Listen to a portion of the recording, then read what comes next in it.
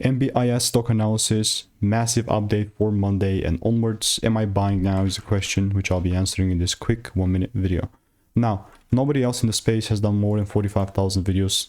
I've done that, documented them all. It's all on my YouTube channel, and spent tens of thousands of dollars on courses and mentors trying to figure out the stuff and collected all these data. Now, since I have the data and actually seen what's working and actually been through it, not just buying courses and mentors on it, I am really telling you that my idea on NBIS, like I'm still going to use my strategy, you know, within regards to that I've refined over 5 years, but I'm looking to buy more. But here's the caveat. If the price does not correct itself down a bit and doesn't show me the double break confirmation that I'm hoping I see, then simply put, there's no way that I will look to buy.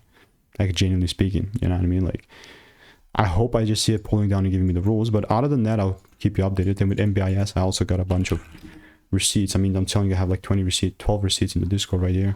So that's how it's looking like for me.